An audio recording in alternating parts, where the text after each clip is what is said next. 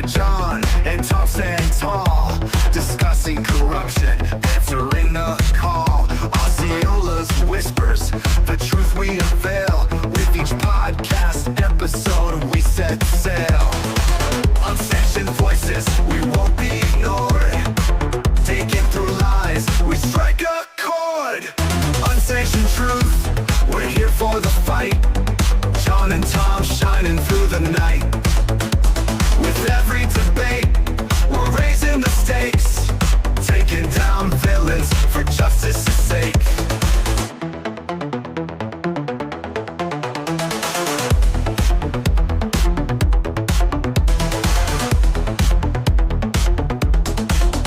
Politicians trembling, they know we're awake. With facts on our side, we're here to shake. From local elections to making it clear, together we rise, let's spread the fear. Shining the light, the darkness won't last. In Osceola's depths, we're breaking the cast. Unsanctioned truth, we're here for the fight. John and Tom shining through the night. With every debate, we're raising the stakes, taking down villains for justice's sake. Shining the light, the darkness won't last. In Osceola's depths, we're breaking the cast. Unsanctioned truth, we're here for the fight.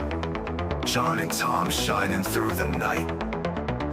With every debate, we're raising the stakes, taking down villains for justice's sake.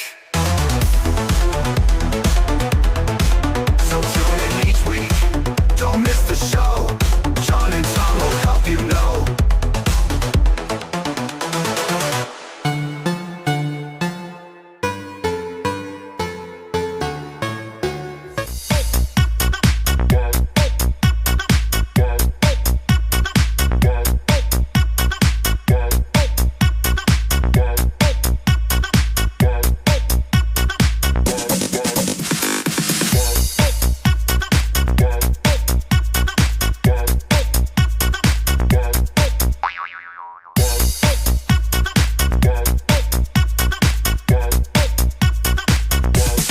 You can get some.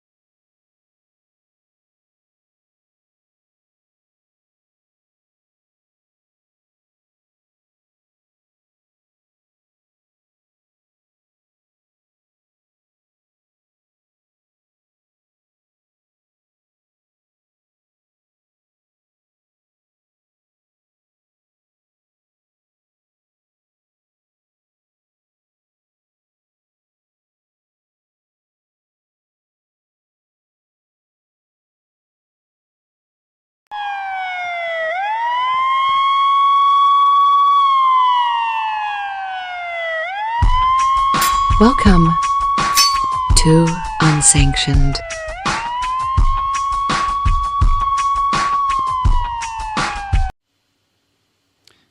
Meet David Ramba. Who is David Ramba and why should we care? Well, if you're a citizen of Florida and you're interested where your county and state tax revenues are spent, please give me a few minutes to inform you about David Ramba. Mr. Ramba has power over the two most powerful groups of elected officials in Florida, and yet hardly anybody knows who he is. Here he is giving a presentation at the Florida Senate's Committee on Ethics and Election as the new executive director of FSC, or the Florida Supervisors of Elections. Who are FSC? The FSC is a nonprofit organization that was formed to help the Florida Supervisor of Elections share information and lobby for legislation. This might sound like a great idea on the surface, but the problem is our county taxes directly fund most of the revenues that this supposedly nonprofit private entity uses. If you didn't have a problem with that, you might start having a problem when you try to Google David Ramba. You see, Mr. Ramba founded a for-profit lobbying firm called Ramba Consulting LLC. And if you check out who that firm represents, you start to see some large corporations who may want to influence Florida politics and, most importantly, our elections. Because what better way to control Florida politics than controlling who is allowed to win in the elections? Some of the large companies Mr. Ramba represents are Florida Power and Light, or FP&L, AT&T, some of the largest concrete product associations in the state, as well as a number of medical associations. Now, we don't knock a private lobbying firm wanting to help companies get access to Florida's legislators and help in important initiatives. That's how America works. But when you look into who works at Ramba, you start to see some horrible connections. You see this man here, Evan Power. He is also employed by David Ramba's firm. And who is Evan Power? Well, if we Google Evan Power, you will see that he is the chairman of the Republican Party of Florida, or the RPOF. So you see, David Ramba is both the boss of the Florida Supervisor of Elections and the chairman of the Republican Party of Florida, all while being paid by tax funds as the director of FSC. If you don't think this is right, please call your county commissioners and legislators and demand that we stop having big business lobbyists paid for with our property taxes and in charge of our politics. Get big business out of Florida politics and give Florida citizens back their voice. Absolutely, absolutely. And John, real quick, the first video, that is from the real KVO, Kevin Kyle Kaczynski Van Oswald the 17th, the furry blue puppet. He likes to be called the real KVO. He is fighting back, and that's what that video is all about. He's fighting back against a lawsuit filed against him by Anthony Pettitini and others because he had an effect. He had an actual effect on races down there in Manatee County. They didn't like that. They're trying to silence his free speech. That second video is from the People's Audit, who is Chris Jersky. That's courtesy of him, and an excellent explanation of who Ramba is and his connections to the FSC and the RPOF president, Evan Power. And we're going to get a lot into that in this. Yeah, so this is, I think that these two videos, as unintentionally, although it's unintentional, they are absolutely linked. We're talking about the head of the same animal here. These are all appendages of the same beast. And that beast is the corruption of Florida, in the state of Florida. It's this whole uniparty infrastructure that I think got built during the years that Jeb Bush was governor. And you can see a lot of these people. What did you see? We saw recently, right? Ben Albritton take photos with who? Jeb Bush. And what is that a signal of? It's a signal that that's their core group, and they were basically throwing it in DeSantis's face. So and that's really the battle that's going on right now. It's DeSantis versus the legislature, and the legislature also against MAGA. Now, a lot of the legislators are not against MAGA, but they happen to be against DeSantis. They don't want to have DeSantis as the most powerful guy. And so it's just this big, just crazy situation right now. You also have the RPOF, which is against their own members, because 85%, almost 90% are MAGA Republicans or Trump supporting Republicans, and they don't want them also in charge. So then you have Ramba, right? And Ramba is basically he's the Austin Power bad guy, pinky in the mouth bad guy that nobody knows about. The kitten in that movie, Austin Powers movie, is Evan Power that sits on David Ramba's lap and he gets petted like this, right? That's Evan Power. And it's important for everyone to know who is who and where they stand, where do they fall in that pecking order. Evan Power is not the guy that calls the shots at RPOF. He's being managed, right? He's just a placeholder. And what happens when you have a total moron, a total zero as a placeholder? Basically, you're there to be sacrificed, right? They know stuff is about to go down. They know stuff is going to hit the fan. And what do they need? A scapegoat.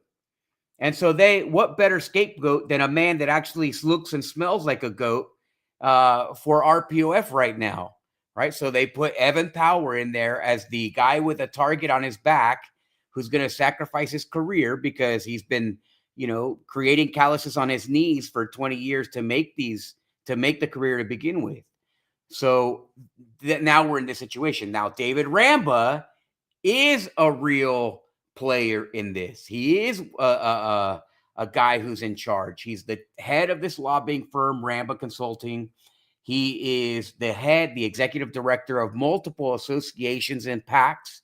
And those PACs, like School Boards Matter, the Eye Doctors Association, like all these different PACs and associations, and sometimes they're one and the same or their sister organizations. He's the ED. He also controls the PAC. All this money moves in between all these organizations, which comes from the other clients that have big money that they want more important things. So if you have a PAC and then you have FPL wants to go buy land throughout Florida to put in solar farms. They give Ramba $100,000, for example, $100,000. And then he goes and he wins county commissioner seats with those PACs and that money, but they can't trace it back to FPL because they gave it to the Association of Power and Light Linemen, whatever, right? And so he's using all this money so that he can deceive essentially the public in terms of where it came from. And then a lot of that money ends up going into the hands of hatchetmen like Anthony Pedicini, who was involved in the Manatee County races, which and he's suing everybody who basically stood against him, it seems. And in Manatee, he got his ass handed to him, right? Which is somebody like Sabatini, who's an LGBTQ guy. He appreciates that probably, but at the same time, it cost him money and reputation points. So it's a huge, complex, vicious cesspool tornado. And both of these stories are important. Now,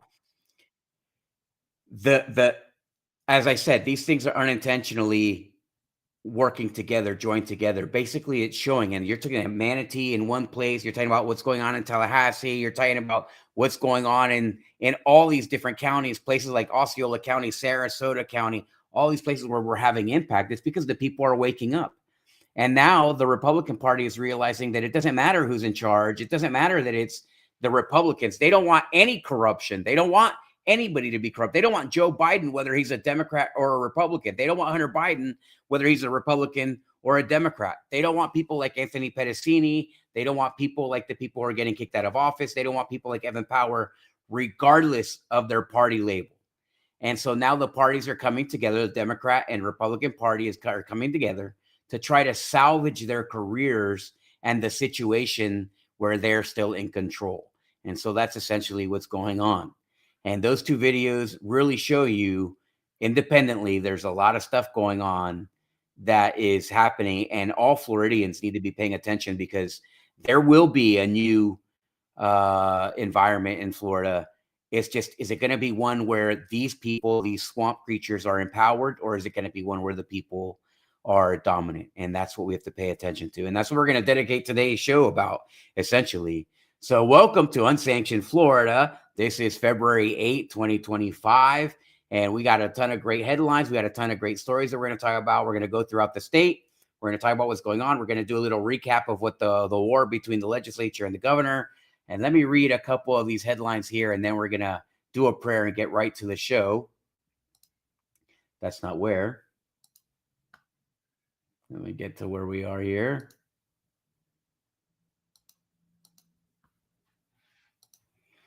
So number one, what you just saw, some of these things, citizens going viral with their videos describing what they're witnessing and what they're taking part in. We also have a continuation of the war between DeSantis and the legislature. That seems to be cooling down, but at the same time, they're still making moves and jostling with one another. It's like a judo match. Supervisor of elections want to make it easier to vote by mail. I wonder why they would want to do that. And then on top of that, they want a raise. So obviously this group is led by none other than the guy that we just saw in that video. More Chinese illegals. Yeah, exactly. Less work, more pay. More Chinese illegals than we thought.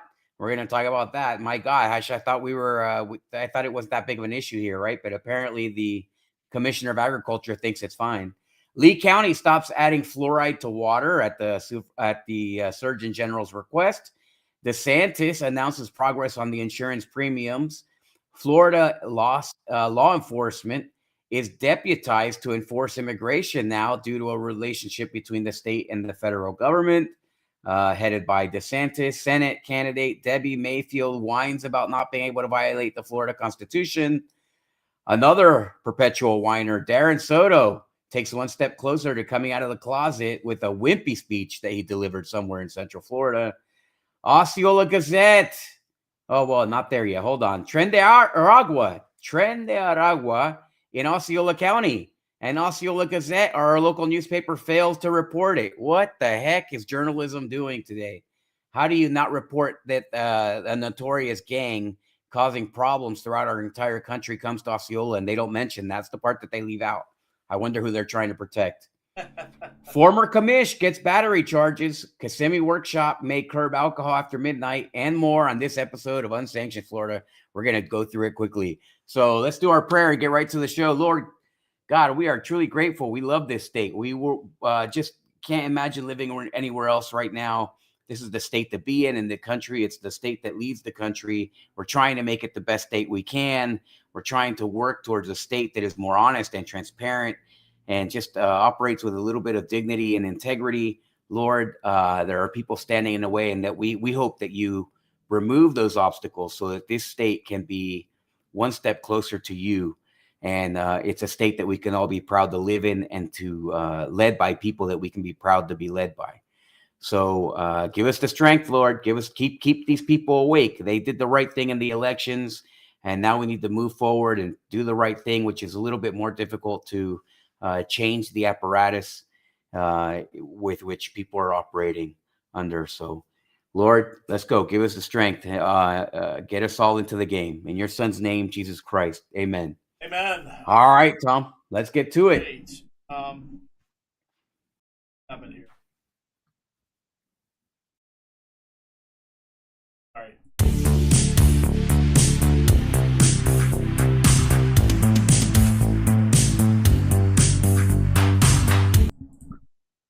All right, John. So first up, a quick update on the war between DeSantis and the legislature. Still nothing sent to the governor's desk, but legislature is up to something. House Speaker Daniel Perez has announced he's creating work groups. Look at the budget vetoes by Governor DeSantis last year, and upon conclusion of its work, each group will submit its recommendation for further legislative action, if any. That's Daniel Perez to others. Now, Daniel Perez, John, I don't know. He's not a Democrat, but he's definitely not a Republican. I don't know what kind of Republican he may be, but I don't see it. Well, I'll tell you what he is. He's a bought and sold Miami boy who is owned by lobbyists, in my opinion, and I know the lobbyist who owns them. He's got him in his pocket. He talks about how he got him put there. He got him to support Erica Booth. He made that election, that District 35 election happen So if he has enough influence and ownership over Perez, he's probably one of the people that is giving him the most amount of advice on how to survive this catastrophe of a career that he's embarked on. So it's been a catastrophe for the Republican Party. It's certainly a catastrophe for Republican leadership. And if he's successful, it will be a catastrophe for Republicans throughout Florida and for citizens and non-citizens alike. This immigration thing is just a disaster. Listen, this is lobbyists. These are all the dark actors, dark money, dark actors, gray politicos and operatives coming together on immigration. This is the entire group. You know, like they have the movie in Godfather where they bring all the heads of the families to come sit around the table. Yeah. That's exactly what happened to lead to the power of immigration enforcement going to the Commissioner of Agriculture. They all the dark people, all the dark money, all the people, all the lobbyists, everybody, all the bad guys, all right? And not lobbyists it's not one and the same, but all the bad lobbyists like this Ramba guy and whatever, they all got together and they are pushing this. This is their effort because they do not want immigration change in Florida. Right. And that's one of the reasons why. Imagine the power and influence that you have to have over a newspaper to get them to prevent using the name Tren de Aragua. So like they're all working together. They're trying to protect each other. They're trying to protect some industries. They're trying to protect the sugar. They're trying to protect the Canadian weed company, True Leaf. They're trying to, so this is what's going on there. And because this guy's owned, it's just a rabid, mess. It's a chaotic pit of despair that these guys are creating. And so let's check out his video here where he's talking about it. Do you have that? So yeah, absolutely. Let's go to this, John. And this is insane because once I started learning about some of the things, and I had no idea that Dave Ramba was also the executive director of Supervisors. But yes, they are pushing to make it easier to vote by mail. They had 3 legislative requests, John. This is one of them, and here is Dave Ramba. Hey, pay attention to these 3 requests. Required that at the end of even number years, your vote by mail lists were wiped clean. We've been through that cycle twice now. I think a lot of folks, because of the resignations in Congress and these special elections up in Chairman Gates's district, in the November election in Congressional District 1, there were 98,343 vote by mail requests because of the quickness of the January election we had about a week ago. There were only 12,392. Chairman Gates is obviously intimately familiar with the amount of military that receive these overseas ballots and vote by mail ballots.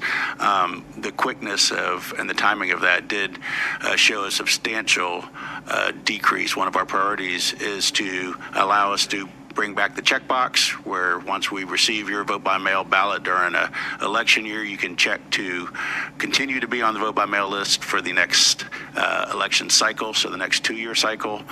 What that would do, we've already confirmed that your vote by mail ballot. We've confirmed it's your signature. We're counting your ballot.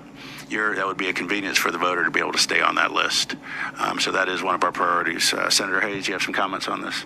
Yes, sir. Just in Congressional District 6, which we also are having a special election there to replace Congressman Waltz, and I'm looking just at the vote by mail request in that congressional district during the general election, we had almost 14,000. But yet, because December 31st was the cutoff date, and anybody who wanted to vote by mail in the special election had to renew their request, we had only 3,300. So you can see a difference of 11,000 people there that didn't renew their request just in that one congressional district. And that's a major thing. Our theory is if they had the luxury of checking a box in that general election return ballot that said, please keep my vote by mail request valid, then we could have continued to send them their vote by mail ballot for the special election. Yeah, these voters 3 months ago received a vote by mail ballot for the November election. we've gotten a lot of complaints about people. Why didn't I not receive one in January? 3 months ago, I got one for the presidential. Now we're doing a congressional special, and we're now off the. So here's the crazy thing about this. If first of all, you got to know who these people are. There's Dave Rambo, right? He comes up in so many negative issues in Florida, right? He's like the guy behind so many of these negative actions or so many things that have terrible consequences for the American citizen in Florida.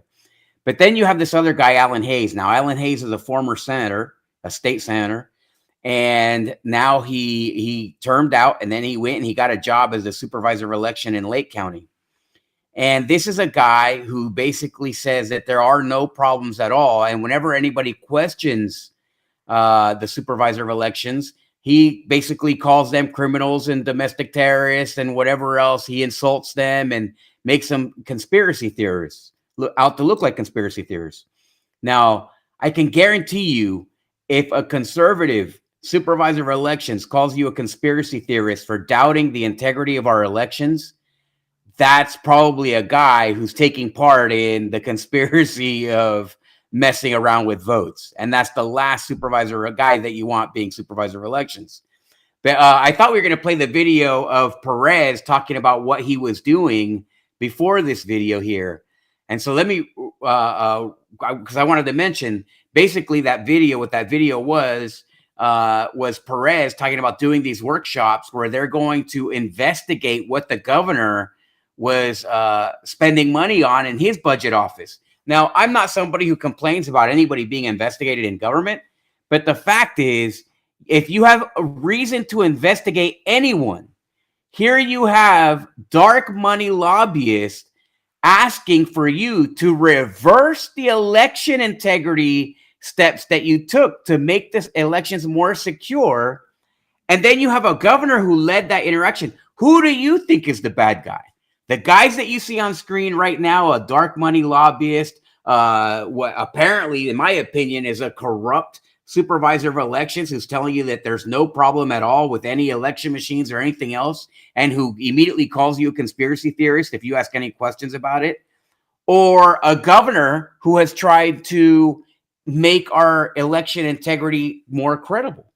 I mean, it's a joke that this is even up for discussion, and that's why we have been coming out so hard against Daniel Perez, who, again, I already know is owned by lobbyists anyway. So this is an important battle that we need to watch and continue observing, because we cannot let it die. Listen, by the way, the legislation for the immigration that the fake Trump, they called it the Trump Act, but it's really the Illegal Immigration Amnesty Act. They haven't sent that to the governor yet. Why do you think they have not sent that to the governor? Because they're waiting for you to lose interest in the story so they can force it on DeSantis. And they're making all kinds of threats to the governor's office so that he just signs it and everybody can forget about it. And we go back to the way that it was prior to DeSantis being governor. No, thank you. Let's fight on. Make sure that you stay in this. Make sure you keep putting pressure on these guys. And number one, here in just shy of 2 years, we're going to have a primary. We're going to start having primaries, and you need to get involved in those primary elections. That's more important than anything else, is those primary elections. We need to get these rhinos out, and we need to put some patriots in. So keep that an eye out. Go ahead, Tom, and you can go ahead and put it back to where it ends. List automatically. So somehow that voter can maintain that viability of keeping themselves on that list. Is that way they have chosen to vote? We would like to bring that back. That was formerly allowed in Florida until about 5 years ago. We've now redone the voting rolls twice. It's extremely expensive and staff intensive to go and recruit and let everybody know and educate them that their vote by mail has expired. Yeah. So one of our priorities is to advocate bringing back a way to allow for the voter to choose that when they return their ballot. No, John, but it didn't stop there. No, sure. The FSEs There's got to be more. They want to raise. Want to raise, John? The Supervisors Association, but also Property Appraisers and Clerks Association to respectfully consider approving a base pay salary increase for these constitutional officers. Supervisors received a base pay salary increase within the last 10 years, but that was to align supervisors with property appraisers, clerks, and tax collectors. Until then, we remained at the lowest base salary for constitutional officers.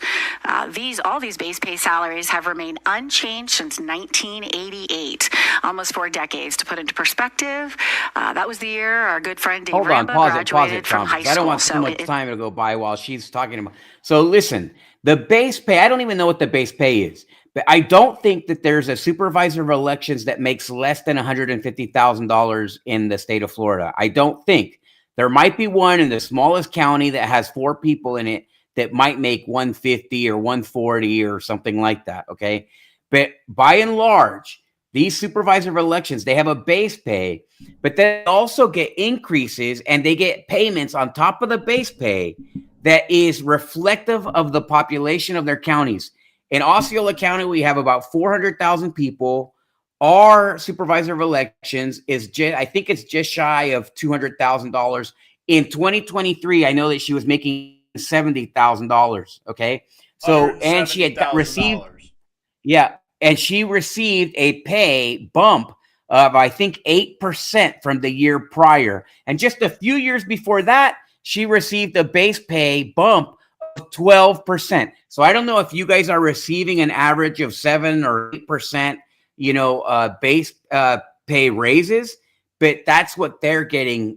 She says 88. The base pay is whatever, I don't know, it might be like 125, but then you get it, like I said, you get money on top of that based on the population.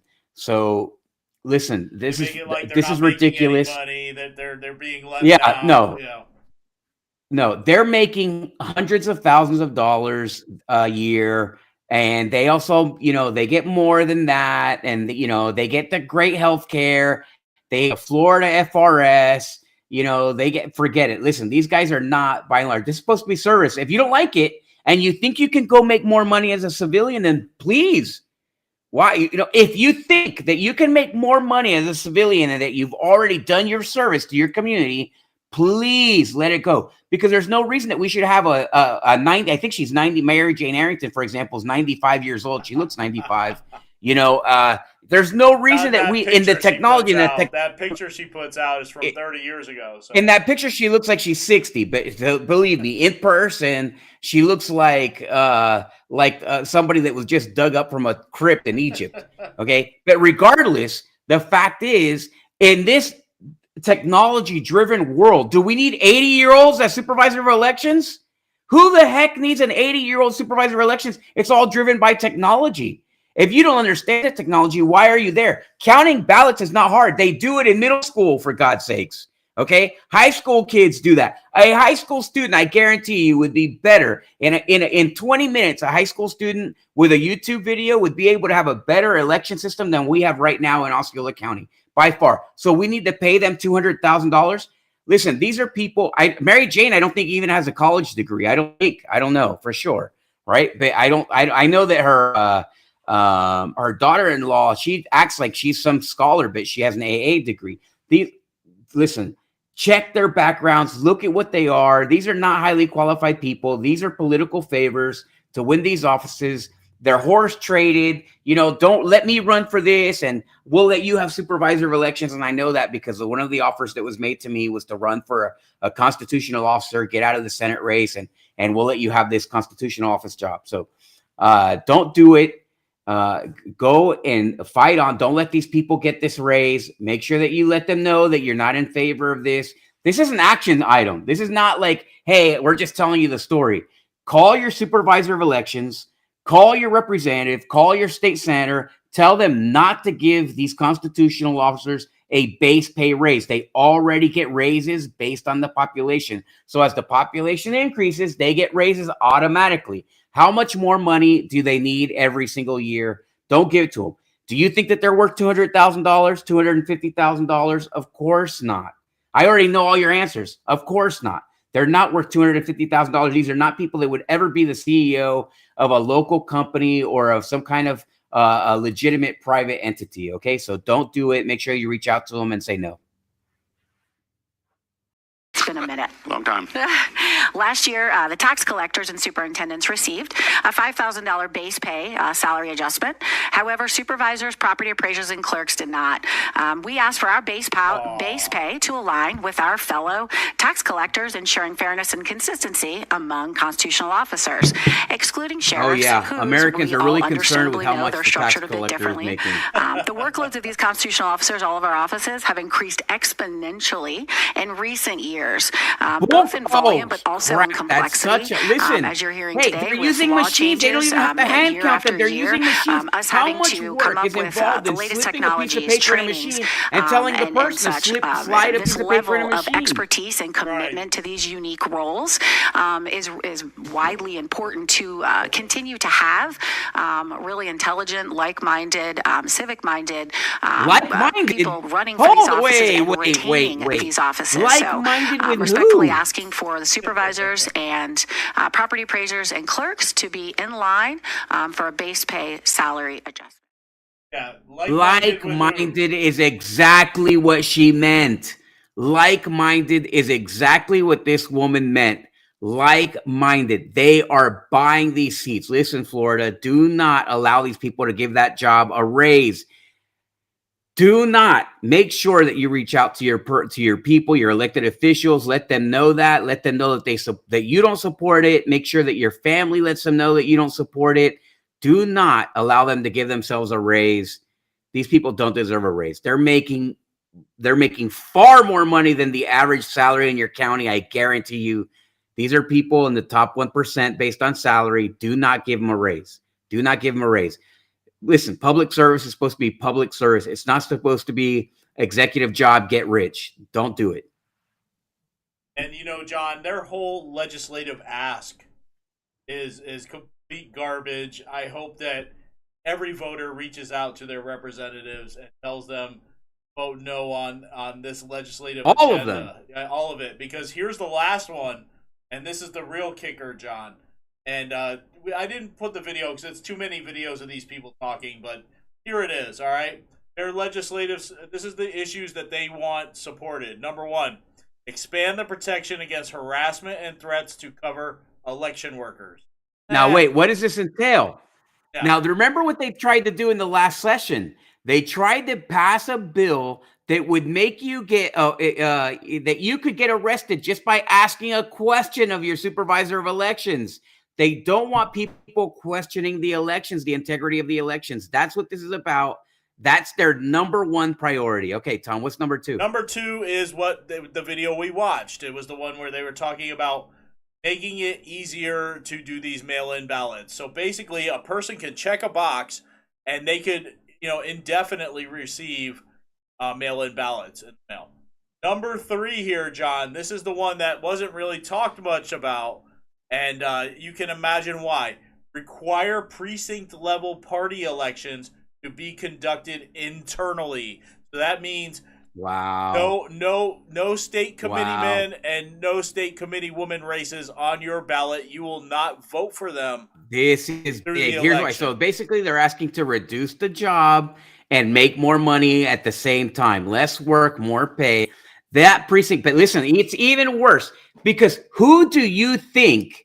Look at this. Can you put up that picture again, that video where it has who works at David Ramba thing, at the Ramba thing where it's got Evan Power and Ramba on the same page? I want to make this connection. I want to make it visually for them instead of my beautiful face here. So, all right. Well, listen, who do you think right now there's a war going on? We talked about it even before the legislature started fighting with the Republican Party of Florida. Who was at war? It was the Republican Party of Florida, the RPOF, the Florida GOP, fighting with the grassroots Republicans. Okay, that's who was fighting. When those two people started fighting, it was all basically created by Evan Power. Evan Power had decided. Now, was it? We already said that Evan Power doesn't run the party, really. He's just a figurehead, right? A double chin figurehead. But okay, so it's not Evan Power. Who could it be? Oh, his daddy, Dave Ramba. There's a reason Dave Ramba wants this to happen. I'm just speculating. Okay, I don't have a source. I'm just speculating. that David Ramba is the guy who maybe pulled this because David Ramba meets with other big dogs and they're coming up with this kind of solution to that problem. Now, David Ramba tells his little pet, Evan Power, this is what we're going to get you to do. And Ramba was told this by who knows who else, who's more powerful, because we have to consolidate the power. We have to bring it back. If you have the precinct committeemen on the ballot, they can win elections, which is what happened. They shut down the Manatee Party. Why? Because 2 MAGA Republicans who did not owe their careers or their livelihoods to the party, they won. So what did? They shut it down. Wherever there was an honest person who won the precinct committee man and woman, there was trouble. And these are all people who are pro-Trump. So pro-Trump people win their precinct committee man.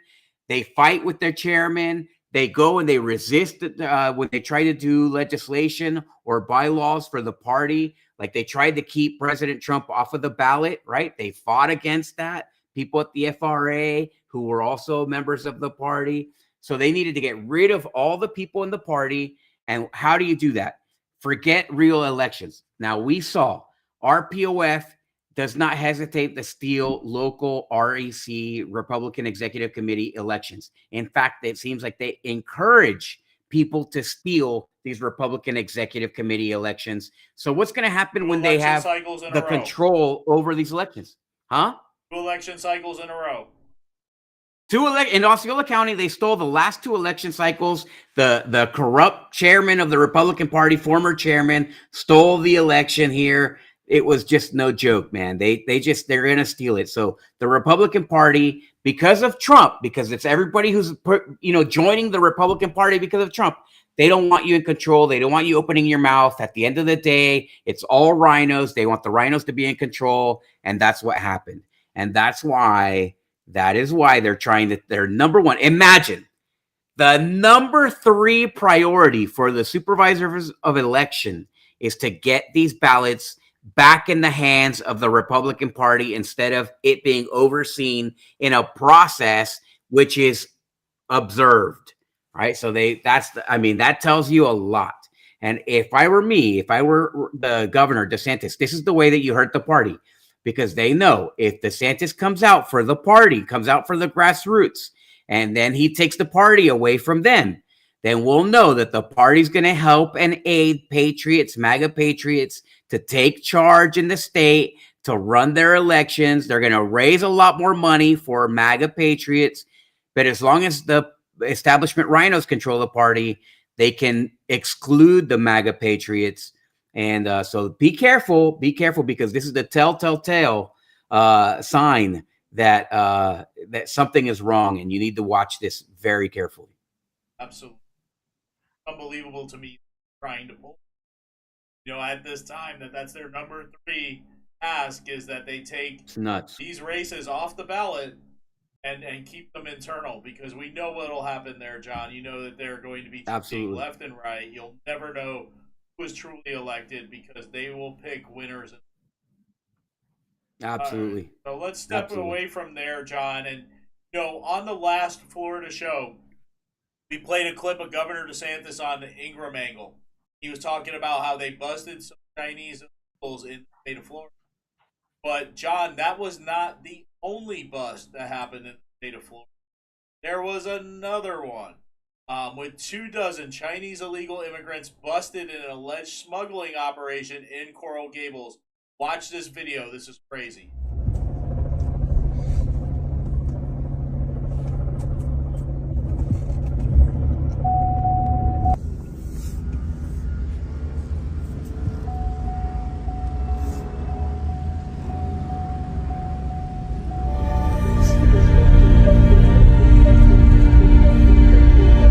And now, for the second time in 2 weeks, there were these white vans pulled over here in the neighborhoods of Coral Gables, and inside them were dozens and dozens of Chinese migrants and also smugglers. They were stopped yesterday, and then 2 weeks before that, very, very similar, another white van. The police chief here says they believe that these migrants were dropped off somewhere in the area along the water, along the Atlantic Ocean here. And it's interesting when you dig into it, there's this issue with the Caribbean right now, Elizabeth. China is buying up thousands and thousands of acres of land in the Caribbean, places like Antigua, the Bahamas. It's being called America's third border, and we're told that's a place where these Chinese migrants stop on their way to Florida. We spoke with Congressman John Molinar. He is the chairman of the Select Committee of the CCP.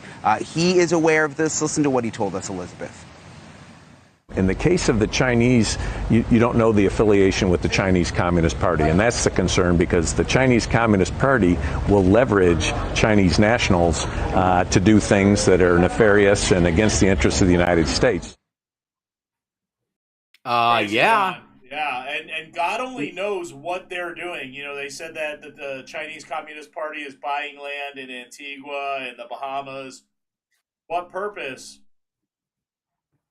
Oh, It literally as instead of, I mean, they're being smart. So they don't have these military agreements with them. So they buy land where they can launch this invasion, right? And you got to wonder, who are these people? Look at those people. It's never like, I don't see any kids there. You just don't know. Most of them were military-aged males. And this is where you would launch an invasion, an immigrant invasion. It's the same thing as the border. They can't come across the southern border anymore? Okay, well, fine. We're just going to go and ship them out there, drop them off, and we'll send wave and wave and wave and wave. This is not Korea, man. That's what the Chinese did in North Korea when we fought in the 50s in North Korea. And they just sent wave and wave and wave of Chinese. They need to put a stop to this. We're not going to allow them to do this. I have a lot more. This is why it's so important about this immigration enforcement staying in the hands of the governor, and then electing a governor that you believe is going to enforce immigration according to the mission and vision of Donald Trump. Because if you don't, then we're going to have more Chinese here than I guarantee. And here's the problem. He mentioned it. This is not xenophobia. It's nothing like that. I don't give a crap whether you're Chinese or Hispanic or black or whatever. Makes no difference to me. But I do care about your background, because if you're Chinese, the government still has control over you. The Chinese government is not like the United States. In the United States, you go to jail, it's just you. You go to jail in China, they punish all of you. They have their hands on you still because you have family back in China. And that's a ton of pressure. If you have a company in China, well, it's the Chinese company. It belongs to the government as much as it belongs to you. And you do not want those types of arrangements here in the United States. You don't. I mean, the reach of the CCP, the Chinese Communist Party, is not what you want in the United States. It's not the kind of immigration that we want. We want the best and the brightest, not the beholden, right? And so this is a huge danger, a tremendous danger to the United States. And the United States needs to, if it's happening in these countries, then the United States need to shore up their relations with these island countries, island nations, to make sure that they're not allowing the Chinese to launch invasions of immigration from their shores. Absolutely. And get the Coast Guard out there to run more patrol, because obviously this is the way they're going now. They're not going through the southern border. Yeah. They're not doing that through Florida, so they have to drop them off in the Atlantic Ocean, and they float up to shore, and obviously twice they've caught them now down there. But what about the ones that don't catch? Yeah, I mean, if that's a couple dozen in a couple of weeks, then that there's a lot more making it. Absolutely. Over in Lee County, John, they just voted to unanimously to stop adding fluoride to their water. Florida Surgeon General Joe Ladapo was present at this meeting advocating for the removal. Listen to his closing line. Is also present at lower levels of fluoride that we see in this country. So at this point, I mean, I'm trying to think of a word that won't be taken the wrong way to describe the notion of continuing to support this. I mean, it's insane to continue to support this with the information that we have now. And who suffers the most? Well, so far it's children and pregnant women. Those are the most sensitive populations. That's where the strongest data are. And obviously, especially for our children, just why on earth's name would we? Why would we ever continue to expose them to something that's totally avoidable? And on the other side, does fluoride have dental benefits? That's definitely been shown. But, and I don't want to undermine those. Dental health is extremely important.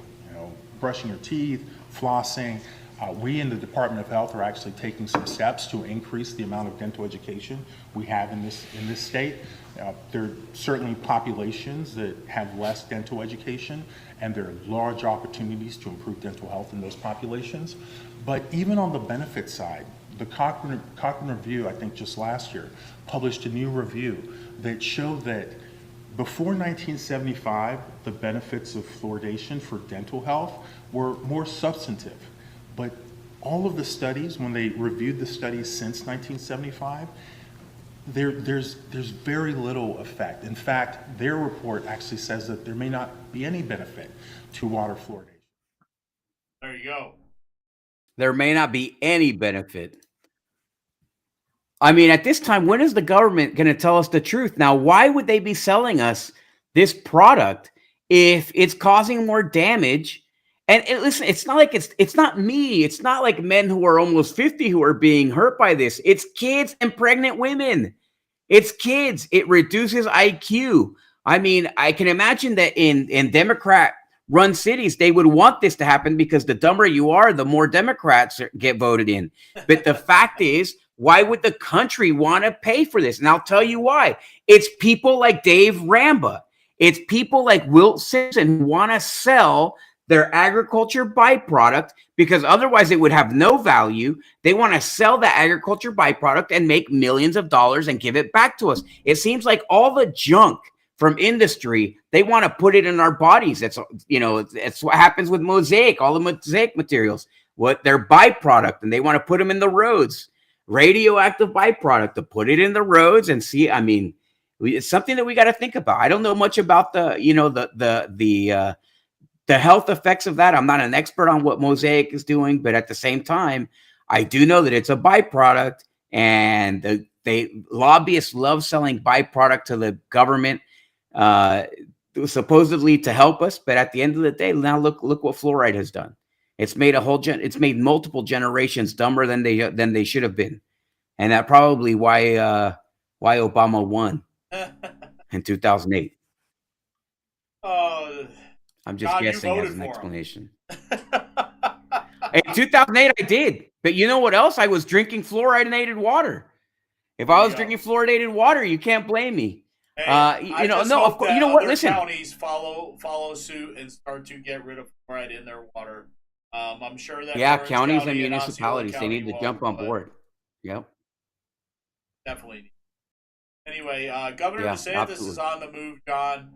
Governor DeSantis provided an announcement on premium relief for home and auto insurance policies. Here's the governor. Up nationwide, but that's been an issue that's roiled the state of Florida, being hurricane prone for many decades. And so I'm pleased to announce that very soon, Citizens Property Insurance will be announcing that 73% of Miami-Dade primary homeowners will receive a premium decrease in 2025. And the average decrease for those Citizen policyholders will be 6.3%, which you figure 2024, we had inflation in 2024 overall. And it's accelerated at the end of 2024. So even if you just kept things normal, you'd likely see increases in a lot of these things. And yet, for Miami-Dade, 73% of those Citizen policyholders will receive a decrease average of 6.3%. 52% of Citizens homeowners in Broward County will also be receiving a decrease, and that'll be an average of 4.5%. So overall, statewide, most of the decreases are concentrated in South Florida, but overall, a decrease will be merited for over 20% of Citizens policyholders statewide. So we appreciate Citizens doing that. I'm proud to be able to make that announcement today, and that's something that's very, very meaningful. It's meaningful for those people. That's good, and glad to see that at least something being said about the insurance problem here. We've seen nothing. Well, and who is it led by? No. Yeah. Exactly. It's led by the governor. The governors don't listen. This is, and we said it before. Of course, in the primary, we supported Trump on the show, but it's important to realize that, and we were saying it during the primary. DeSantis is always better. Instead of campaigning, work. He's always better when he's working, far better when he's working than when he's campaigning. Don't campaign and try to be a regular guy, DeSantis. DeSantis is not a regular guy. Okay. It's like somebody with Asperger's trying to relate with somebody who likes puppies. They're a million miles apart. That's not like what DeSantis is best at. DeSantis is good at work, and people respect people who work. And that's what our country's about. So I think that DeSantis is far more successful when he's working. And then he comes out, he makes an awkward speech, but you know what? You listen to the speech and you're like, that's good. I love what he's doing. It's great what he's saying. And the less is more with him, so don't try to relate. Just go out there and work, man. We have faith in you. We have faith in the job that you're doing, and we appreciate the work that you do. And so get out there. The legislature, on the other hand, is like dirty guys in white vans, passing out candy. They're the slick politicians, but they suck and they don't like to do the work and they don't like to do what the people are asking of them. So who would you vote for? A guy who's slick, who likes to give candy to little kids, or a governor who's leading from the front? In this battle, it's no contest who to choose. So, and of course, if you could have somebody who's slick and somebody who does the work, then you vote for Trump, right?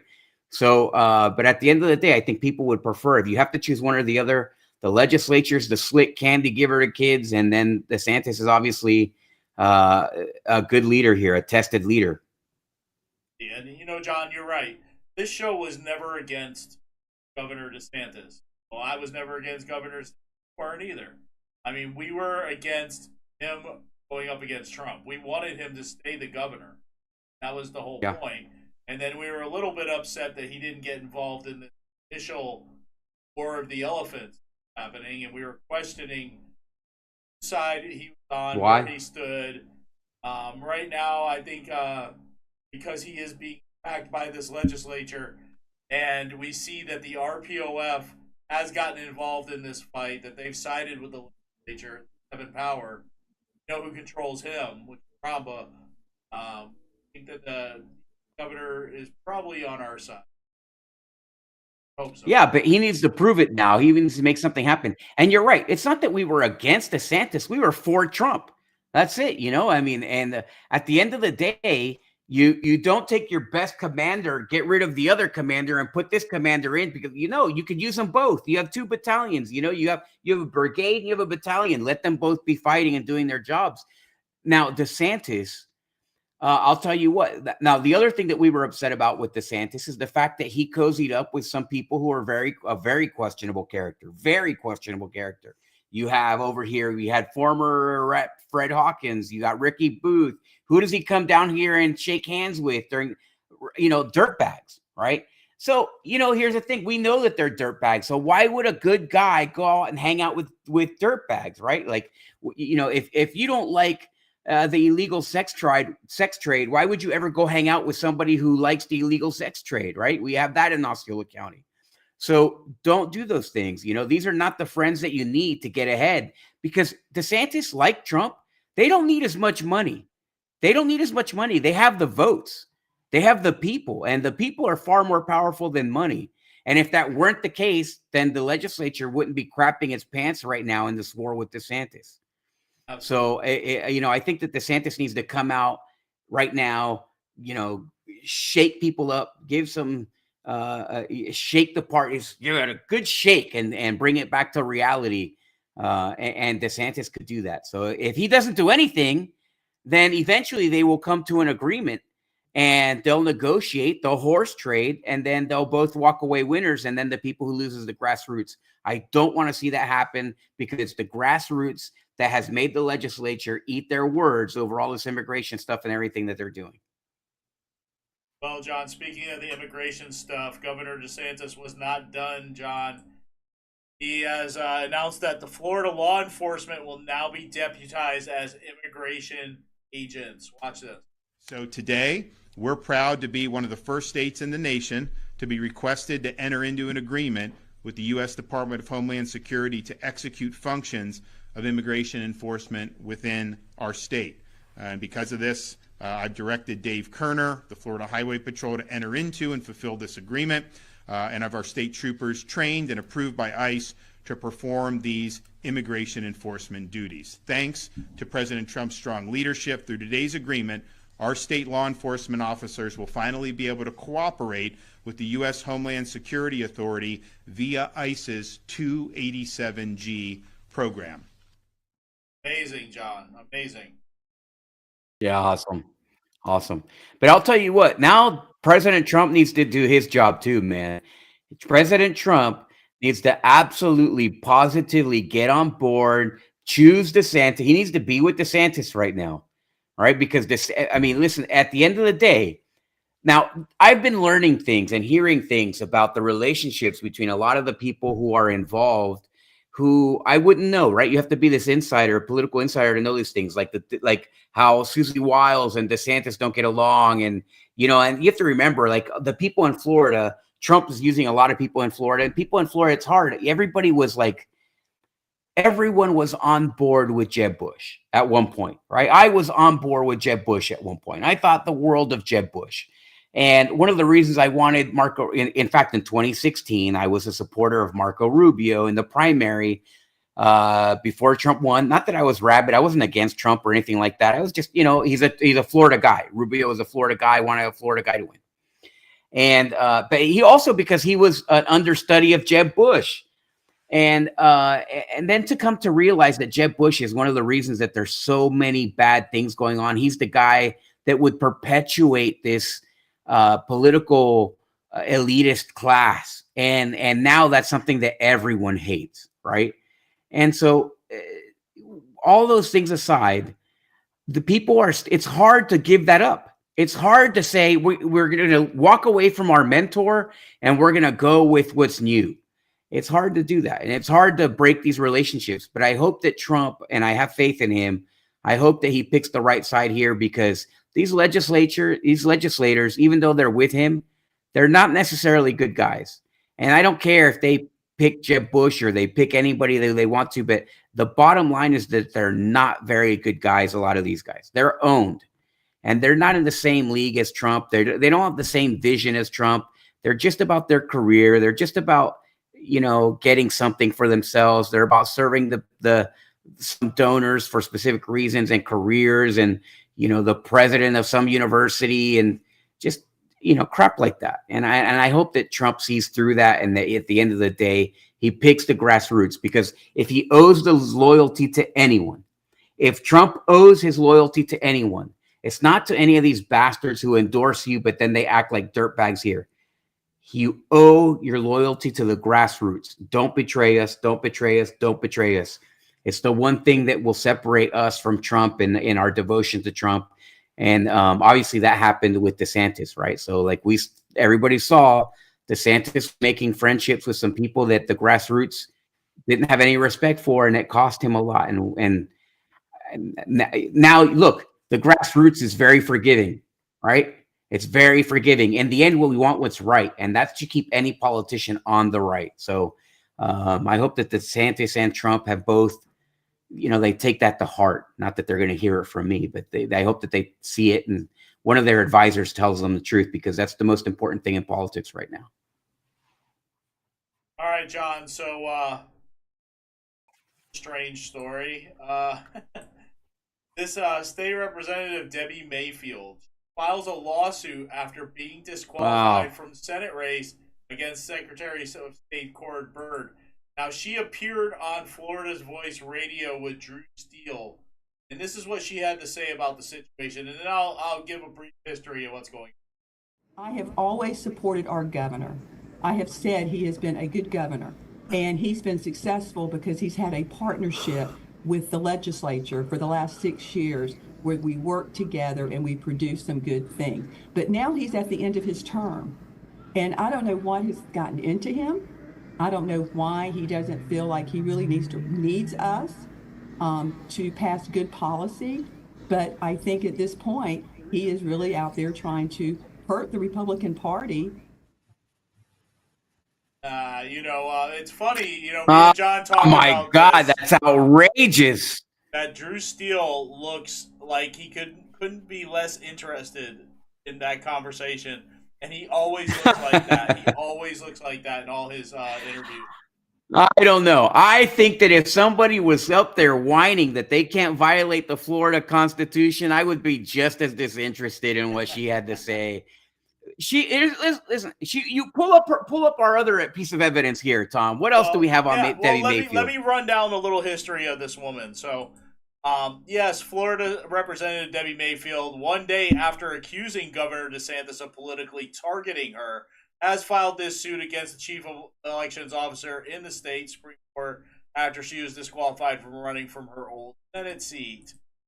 In the 23-page emergency petition filed Thursday morning, Mayfield asks the Florida Supreme Court to recognize her as a qualified candidate for Senate District 19 and establish that Secretary of State Cord Byrd exceeded his authority, prevented her from running. So it goes into talking about what it says in her petition, that they want to find that Cord Byrd did not follow Florida state statute. But here's the real history of Debbie Mayfield. She served in the Florida House for 8 consecutive years from 2008 to 2016. She then ran and won in Senate District 19 and served that district until 2024. When she termed out in November, she ran and won in House District 32. But when the new senator for that district announced he would resign and run for Congress, Mayfield promptly filed to run for her old seat again. Now, this is the little thing that John was asking me to pull up. Right there.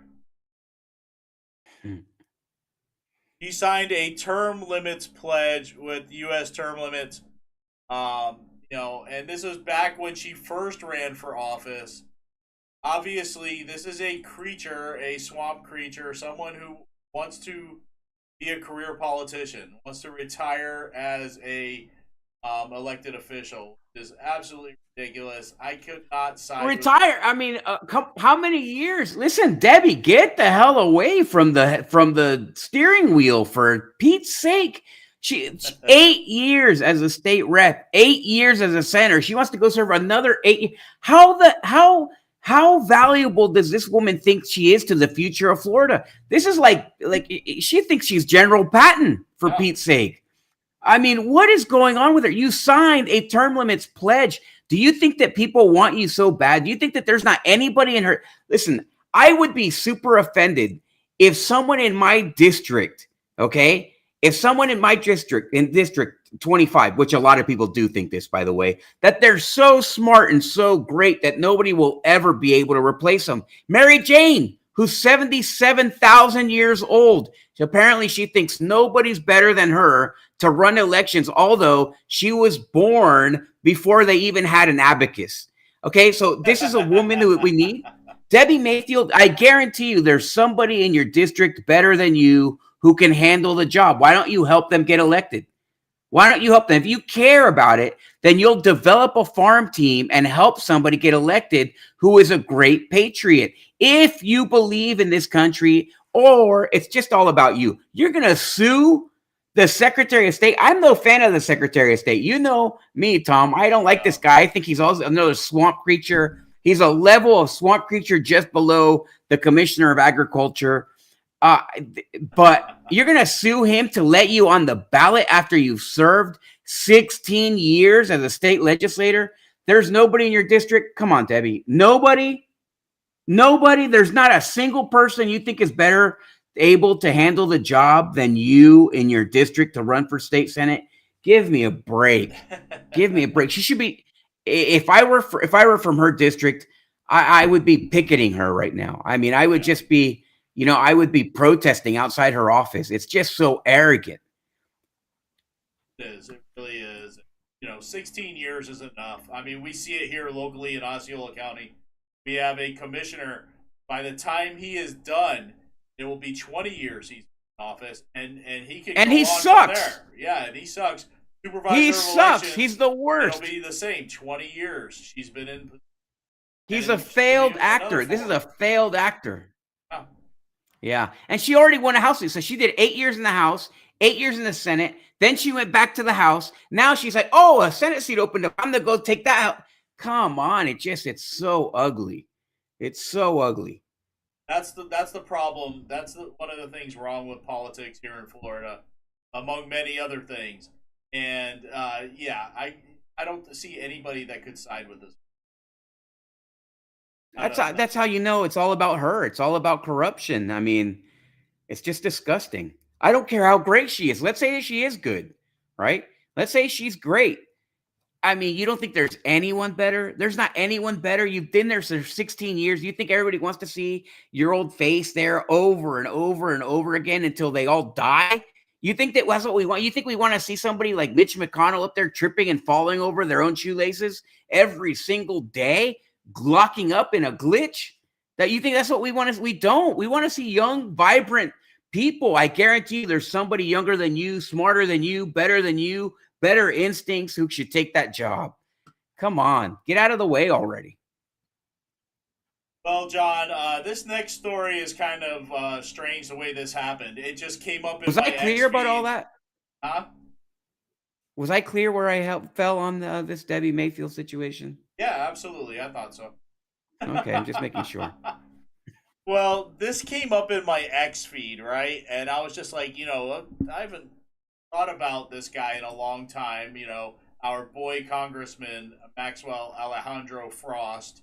But this came up in my X feed. Elon is allowed in the Department of Education, not your elected representative parents. I will be back. Well, I thought, let's do a quick sizzle reel and see what our boy Congressman has been up to as of late. Maxwell Frost here with many of my colleagues. We're here because an unelected billionaire has access to the private information of our constituents that we want to answer. Yeah, so it's Congresswoman Jasmine Crockett here, and let me tell y'all, oversight is going to do our job. So we are here because we need to understand why it is that our Department of Treasury has been broken into, and we need to go ahead and handle the person that decided that they were going to have the audacity to go after our information. Seth Magaziner from Rhode Island, former state treasurer. We need to know who is in control of the Treasury, what their permissions are, what their intentions are, and what they want to do with your money and your identity. We need answers now. What do we need? Hey everybody, I'm here with multiple members of Congress. We're here to go to the Department of Education to fight for education, and they have locked the doors. They're not letting us in. It says all access entrance. There's this random guy out here who's refusing to let us in. His name is and right Jim here, Harefield. what's his name? His name is Jim Harefield. And right here, they have armed officers as well, acting like we're a year ago, I'd be able to walk into this building and not be locked out. This is what they're doing. Elon is allowed in, but not you. Not your elected representatives, not parents, not students. Elon can go in, his goons can go in, but not the representatives of the people. I'm terrified of the potential shit that Elon Musk is doing behind those closed doors, and the fact that absolutely nobody has the information on what he's doing, and he answers to nobody. We should all be very concerned about it. Whether it's funny, John, that Maxwell Frost is back to doing what he does best, whining and complaining, protesting, causing problems, being a disruption. That's what he did here in Central Florida before he was elected to Congress. It makes total sense that he would be back to doing that again up in Washington. And, Absolutely. John, they're out there outside the Department of Education building, this mob of Democrats, and they expect to be let in as a mob. Didn't they complain about J6 protesters and they didn't want to let them into the Capitol? Why would the I think they should have let them in. Now they should charge them with in? insurrection. Yeah, absolutely. I mean, yeah, charge them with insurrection for coming to the door. They should have had security bring them in. Say, please come in. Look here, have a seat here in Elon's desk that he just placed here, and then get them all. I mean, this is dumb. This kid's dumb. This boy congressman is just dumb. He's not as dumb as everybody else that was there. He's certainly not as dumb as the gentle lady from San Francisco, from Oakland. but he's pretty dumb, and you know, I mean, it's just Yeah. Central Florida, you voted for this guy. I guess, what is that? Orlando, right? Downtown? yeah. Yep. Oh. Anyway, let's go on, John. Let's move on to Osceola County. Come on, guys.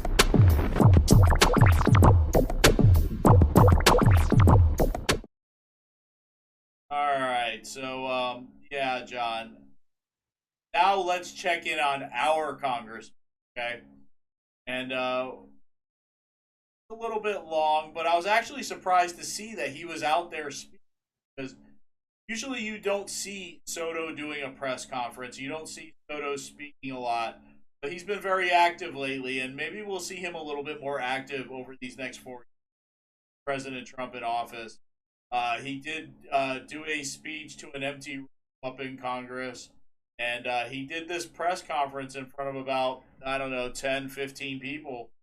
And yes, he was speaking on the federal funding freeze, amongst other things, including the expiration of the protections for Venezuelan migrants. Here he is. I'll pull us up on the screen. Standing behind him there as this news conference gets underway. Today we gather to stand up for Central Florida and stop the Republican. Real quick, I just wanted to mention that No Way Jose is standing right next to him. There's No Way Jose Alvarez. Off. We will not allow President Trump to illegally defund countless federal programs Central Floridians Man, they're rely all on very every happy, day. it looks like, huh? We're here to stand up for them. Very happy people. Jobs training programs, Looks kid like a care, little boy. Healthy Start, Meals on Wheels, Sounds like a little boy. veteran services, housing, food assistance, public safety, and so much This is more cringe. were almost taken away from us. And it was blatantly illegal under the Constitution and the Impoundment Control Act. We will stand for the law. Oh, God. The budget is a law. This- And yes, even presidents have to follow it. They just can't pick and choose whatever they want to fund and whatever they don't. Otherwise, it's just a Republican ripoff of funds that were passed by law, by the Congress, for the benefit of Central Floridians. Now we know this week that the court stopped Trump's government-wide freeze order, and only then did he capitulate by rescinding it. When we stand up, we win. When we stand up, we win. But unlawful freeze orders still remain, including an executive order that stops funding for local jobs, infrastructure, and energy projects under the guise of trying to stop clean energy. This affects all infrastructure law and IRA projects in Central Florida. It could affect thousands of jobs and infrastructure related to I-4, Orlando International Airport, That money has Sunrail, already been Brightline, allocated. clean Don't energy lie. projects, rural broadband, electric vehicle charging stations, and I more. think next week And in he has Florida, vowed to we're try going to to take show other actions to what money unlawfully he's block talking these about. programs. And like We're we going to did show a last little week, bit of corrupt money continue to moving stand for the up to show next stop week that we were working on for you guys. The Constitution gives the power of the purse to Congress and Congress only. Even as the American people elected Donald Trump as president, they also elected me and 214 other members of Congress who are part of the Democratic caucus. Oh yeah, we can applaud that. Yeah, please This has applause. created the second closest house Having a in Jeb Bush American moment history. there. 3 votes. You can applaud separate that. the majority from the minority. We will continue to use the power of the purse, the legislative process, and our oversight powers, and we will stand up for Central Florida. Oh, God. We have also seen other abuses of It's power. so cringe, Trump has man. tried This is to just intimidate terrible. Central Florida's federal workers with loyalty oaths, intimidation tactics, and buyout scams. This will decimate the federal workforce, hurt veterans' benefits, Social Security, Medicare, Medicaid, SNAP, and make air travel less safe. We will stand with our federal workers, veterans, seniors, and local families. Isn't that right? All right. That's right. Trump is also trying to strip thousands of dreamers in Central Florida of their federal protections, while the GOP Florida legislature is trying to take away their in-state tuition. These young people know no country other than the U.S. They are trying to go to school to improve themselves and better our economy. And there are tens of thousands in Central Florida. We're here to stand up for our dreamers. Get out of here. Get out of here. No, yeah. Wait. So what are these people that that he's trying to save? First of all, let me just say this. Keep it clean. Lord, help me keep it clean. This guy is the worst. Okay, he's someone who played it nice and safe his entire career, which led him to get the Congress, right? In the House, he was nice and easy, did everything that he was told, kept himself clean, right? And then he went to Senate, did the same thing, was very nice and clean, kept it low key. Then he gets to Congress, he was very nice, kept it clean.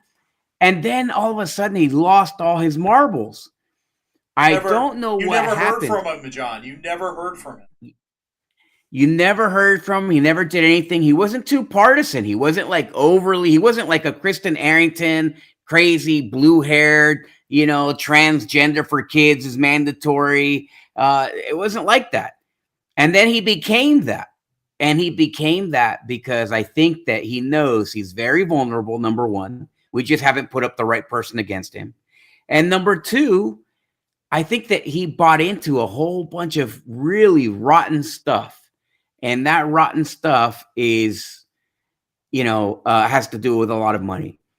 And that rotten stuff, I think, is basically coming in and doing a pay to play, using the federal dollars to pay to play and get people elected here. We're going to support him. And these horse deals, which nothing, I don't know, illegal or not. I don't know how it has to be disclosed or so on, but it's just, this guy turned into a hot mess. Now he's Nancy Pelosi's lapdog, and it's just sad to see, man. Sad to see. No, John, but he is one step closer to out of the closet, because you could tell in that speech, those little fist pumps that he was giving. Come on, it's time to come out, Darren. It's time to come out. We all know. So let's go. It's time to come out. Yeah, I was going to say, John, I that's what I see when I see him. Very effeminate. It's cringy at best. And man should just keep his mouth shut. We talk about how we haven't put up the right person against him. But look at this guy. The way he speaks, there's no passion in what he's saying. It's kind of reading it. And, at all, man. It's like, at all. We haven't put up the right candidate against that guy. How we keep electing this man, I have no idea. Well, I do have an idea, and it's because he brings those fat checks home to certain individuals, organizations. Industries. Yeah, industry. Yep. So, like Neo City. All the corrupt people involved in Neo City. To agriculture, brings a whole bunch of subsidized, money there. And, it's a lot of rotten places where he comes in and makes deposits. So, moving on, though, it's funny that we lead off with that story and we go into this. This story is really strange. Now, I first read it in the Osceola News Gazette. And this is the headline: Osceola deputies arrest 2 in fentanyl case. That's the headline, okay? Ooh, pretty serious. Fentanyl serious, right? Yeah, here's a pic of the 2 of them. And, yep, there they are. And this is looking like 2 upstanding citizens. Yeah, absolutely. They don't look like criminals, right? Citizens of Venezuela. And that's the thing. You read the Osceola News Gazette story, right? And here it is. Mm-hmm. Osceola County Sheriff's deputies assisted federal agents in executing an arrest warrant for Lenin Gonzalez Casanes, 26. According to the arrest affidavit, the Federal Bureau of Alcohol, Tobacco, and Firearms. Wait. Yeah. This is crazy, right? This story's already developing crazy. Yeah. The minute you see someone named Lenin from a Latin American country, that should give you an idea of the ideology that their parents may have had, right? Absolutely. You should be, listen, this is not rocket science. This is not astrology. If you name your child Lenin in a Latin American country, what do you think they're thinking? Okay. So just use your brain here a little bit. So this is very small numbered math. Well, John, the thing that tipped me off was this, where they say that the Federal Bureau of Alcohol, the ATF, and Homeland Security Investigations had been conducting surveillance at the Cane Island Loop location west of Kissimmee prior to this arrest. Now that was like very strange to me. Reports said agents saw Gonzalez Caceres leave the residence and meet briefly with a woman identified as his girlfriend, Marquenia Sanchez Alvarez, at her vehicle in the parking lot. He then returned inside the apartment carrying a red duffel bag. Shortly after, agents moved in. They detained him on this federal warrant. During the arrest, his girlfriend consented to a search of the bag, which contained multiple items, including a plastic bag with a blue powdery substance and one with a pink powder, a digital scale, and nearly $5,000 in cash. When questioned, she said it belonged to him. So reports stated the substance were later tested, were found to be 22.5 grams of heroin and cocaine, and 7.8 grams of fentanyl. Neither he or she agreed to speak with investigators. Were both charged with trafficking fentanyl and trafficking heroin.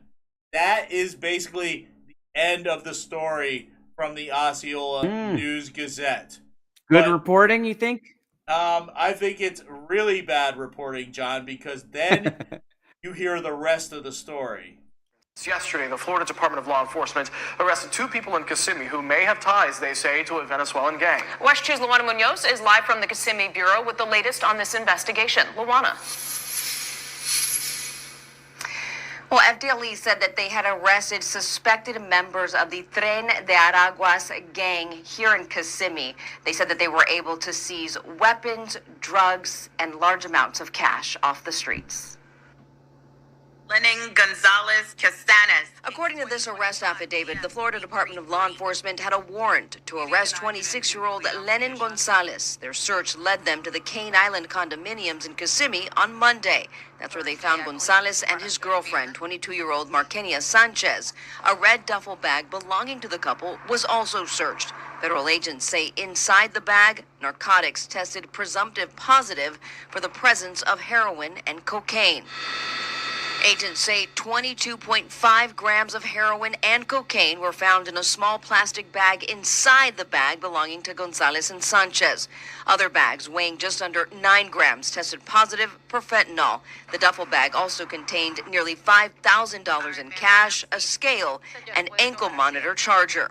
One resident in the complex we talked to said the news was alarming. For general, it's been pretty calm here, but I didn't realize. It's crazy how sometimes things just go on and then you learn about them and it makes you wonder.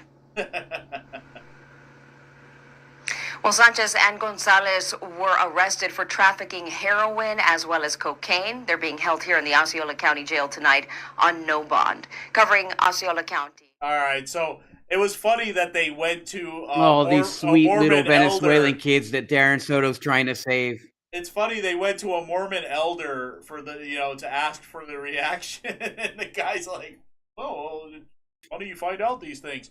Yes, John. These 2 are Venezuelan migrants living in Kissimmee. They have ties to Tren de Aragua. All right, and the Osceola News Gazette decided to leave that out of the story. Shame on you, Osceola News Gazette. Why did you leave that part out of the story? Who are they trying to protect by leaving that little piece of information out, right? That seems like a nugget that everybody would want to know, that we have Tren de Aragua gang members or potential gang members here in Osceola County, that they've made it here and that they would want to look into that, right? Citizens would want to know, certainly. But apparently, the Osceola Gazette thought that that little nugget wasn't something that the citizens of Osceola wanted to know, and who knows who they're protecting. I mean, maybe our liberal congressman, Darren Soto, who was just talking about Venezuelan migrants. Maybe it was our moronic county commissioners who would love for the Tren de Aragua gang members to be here.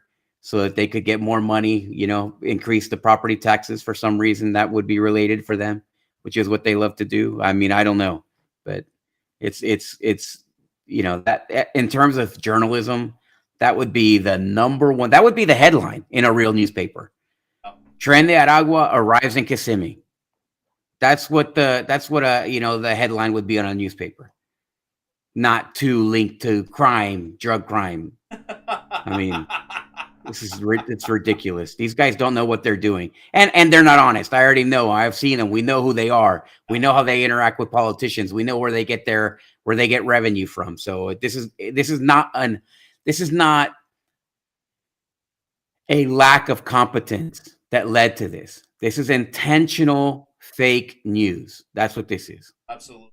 By incompetent people, coincidentally. No, I'll just say this real quick, John. My daughter is half Venezuelan.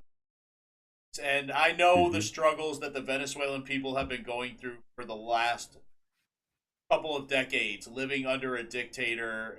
It's absolute hell there. But there are a lot of people that have been sent here from Venezuela over the last 4 years plus that are not good people. And, you can hear Darren Soto saying, how unfair it is that President Trump removed the protections for Venezuelan migrants, that they can be deported. There is a need for that deportation to happen. You can see that now. And yes, absolutely. Shame on the Osceola News that blatant bad report. Either, I don't even know what to call it. It's either incompetence on their part or definite fake news that they're putting out to protect certain people. By the way, John, it's really funny that in the last 2 weeks, we've seen stories come out that say that St. Cloud and Kissimmee are the safest place in Florida to live. Right. Right. Meanwhile, we have this next story that's going to come up, and I probably should have put it next after this, before this one. Actually, we can go with this one. We'll go with this one. Talking about, it's a place you're guaranteed to get mugged by the elected officials. That's for sure. Yeah, that is definitely for sure. So meanwhile, we're living in the safest county, or the two safest cities in the state of Florida. And yet, we have this next story coming up where the Kissimmee City Commission is debating earlier last call for alcohol sales amid public safety and economic concerns. Watch this. Alcohol. Glad you're with us. I'm Lisa Bell. And I'm Matt Austin. You're watching News 6 at 5:30. This is a part of a growing trend across Central Florida as of late. Orlando and Winter Garden have both passed ordinances in recent months ending alcohol sales after 2 a.m. for businesses with a special permit, and bars and restaurants that don't have that permit, well, they have to stop service at midnight. News 6's Stephanie Rodriguez joins us live from Kissimmee, where similar discussions are happening tonight. Yeah, it was a full house here at Kissimmee City Hall for a workshop that the mayor said was about suggestions to figure out how their nightlife can coexist with their growing downtown population. This will be a humongous impact for my business, which is going to cause a closure of the business. Let me be clear, one shooting is way too much. And people feel safer when there's activity downtown. Kissimmee held a workshop to discuss potential changes to two ordinances, street closure permits and alcohol sales. Give us suggestions to how we can all make it a wonderful city to live in. Because all you're coming to do is complain. That's not going to resolve anything. Right now, the city has a 6-month moratorium on special event permits with street closures in downtown. City staff recommended changes to ensure the application process is clear and concise. As for alcohol, businesses can serve it until 2 a.m. However, they're considering changes to their current ordinance because of an increase in noise complaints and crime. But not everyone agrees. I spoke to the owner of Cariños Cafe here on Broadway Avenue, who says this is bad for the city's economy. During the week, the cafe brews coffee, but on weekends, they have live music and serve alcohol. It's not only the restaurants that are going to be affected. about this ordinance. It's going to be affected hotels, stores, every venues over here. Owner Olga Cariño says limiting sales will hurt several people's bottom line. If you put regulation on people's time and hours, the people is going to have their money to other places. If the concern is the public safety, we need more police presence in this downtown. Cariño and others asked the city to not make drastic changes and to consider other options. But many say something has to give to improve safety. What is the cost of inaction? Here are some facts. We've had 5 shootings in downtown Kissimmee since 2022. So dozens of people went up and spoke to the commission today, and the next step is for city staff to come up with drafts to present to the commission based on the suggestions that were given here today, as well as their own research into how other cities in Central Florida have. All right, and it's just funny to me that Channel 6 goes to Olga Cariño for comment on this, knowing that there is a huge issue between the mayor of Kissimmee, Jackie Espinosa, and Olga Cariño. And by the way, John, we definitely dodged a bullet in Kissimmee not having Olga Cariño as the mayor of Kissimmee, because obviously she has a lot of trouble with the English language. She has her own financial and criminal problems. I don't want to say criminal. Problems with the law. Yeah, we definitely dodged a bullet. But it's funny to me that we have these stories that come out, 2 of them in a row, talking about how St. Cloud and Kissimmee are the safest cities in Florida. Yet we have a story about Tren de Aragua gang members here in Kissimmee, and they're talking. And in 5 shootings in 3 years. Yeah, and 5 shootings in 3 years. So now we have to talk about putting a change to last call at some of these bars and restaurants. Yeah. I mean, this is a ridiculous back-to-back stories, right? I mean, the last 3, it's just these guys, there's just no honesty in the journalism in Osceola County. The Osceola Gazette is fake news. It's trash. They're dishonest, apparently intentionally dishonest. And,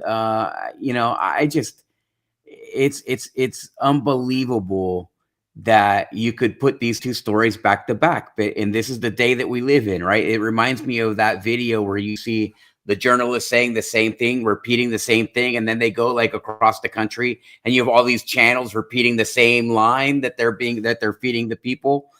The story itself about the alcohol, I mean, I can see both sides of this story. It is funny that they went to Jackie's arch rival, Cariño, and like people in Kissimmee laugh, right? Like it has to be intentional. Like you have to laugh when you put in the lady who ran against her in mayor, and they had like an absolute brutal fist fight of an election. I mean, and that's who you choose. Yeah, that's the only business that would talk to you.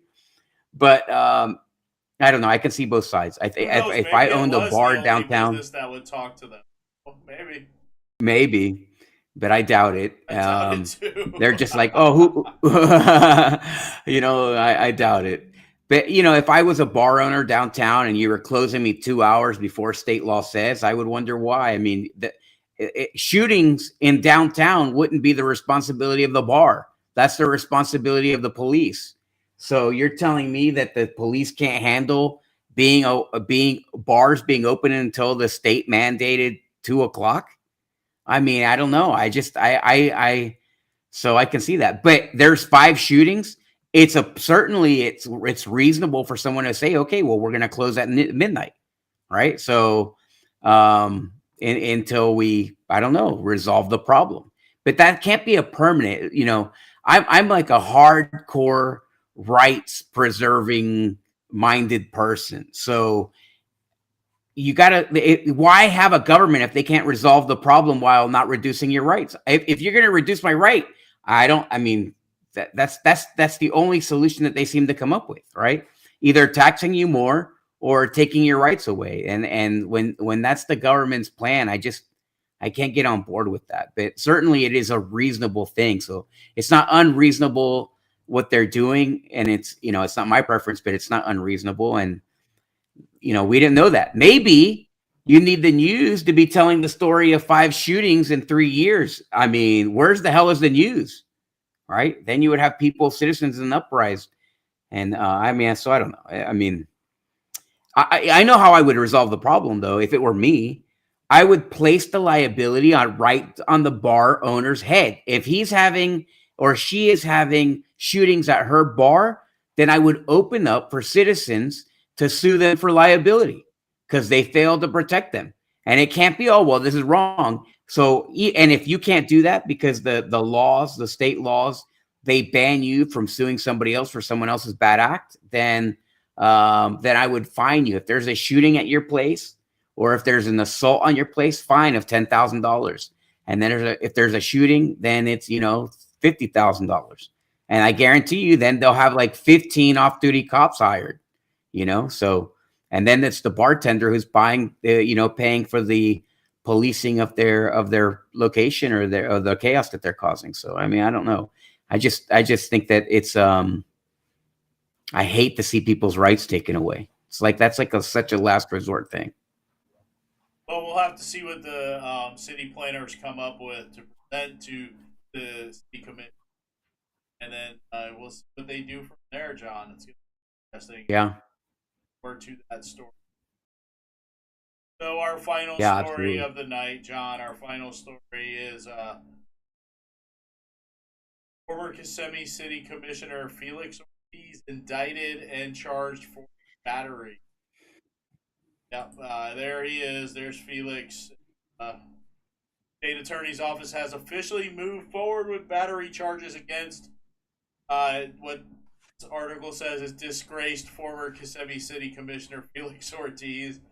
Charges stem from a late night. Wait, who wrote? Wait. Where was this story? Where was this story?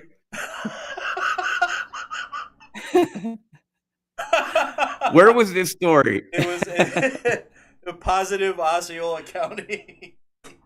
Okay, so let's talk about some fake news. Positive Osceola is the king. It's the tip of the spear. The king of all fake news is in Osceola County.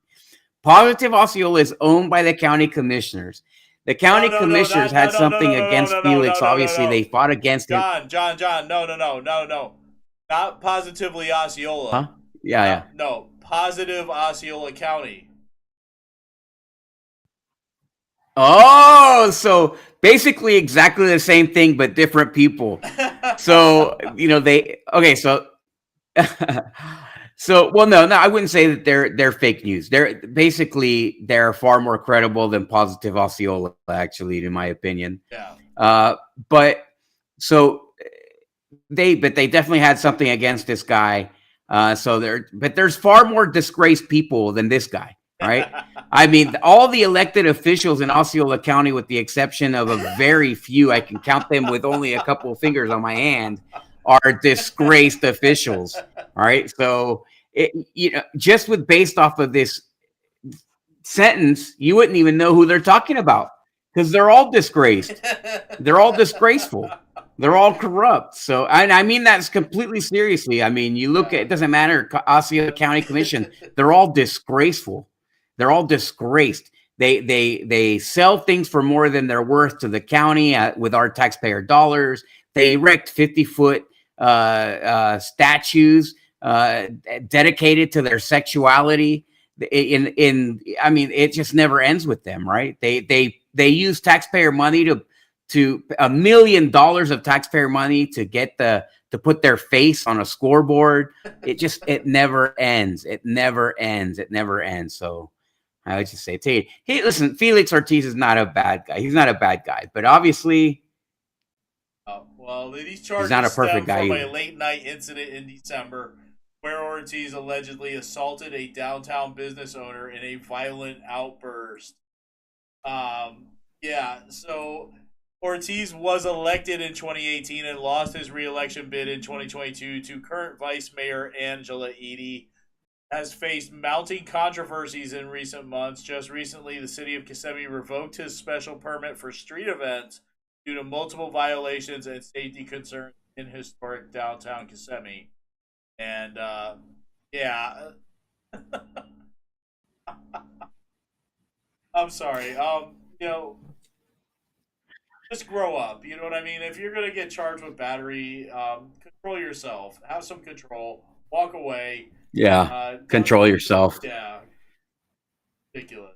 There's no excuse. Here's the thing. I don't know. I haven't read the details of the case. But yeah, you got to control yourself. You can't be battering people, it randomly in at some bar when you own the bar, when you're a former city commissioner, not unless you want to be embarrassed. And then, obviously they make it far more embarrassing than it has to. Then you end up, on this show. It's just, yeah, you end up on unsanctioned, with your picture on it. So. Oh, man. All right. Well, that's all we got, John. We went long tonight. It was a big Florida show, 1 hour and 45 minutes. Yeah, that was way too long. I had too many speeches here on the show. But listen, we love you. Thank you for watching. We had a pretty close to one of the previous watch records. So thank you. We love you. We appreciate your support. Please like and share the show. We will see you next week with a huge Unsanctioned America show. On behalf of myself, former school board member John Arguello, my great friend over here, Citizen Tom Lord, thank you. We'll see you next week.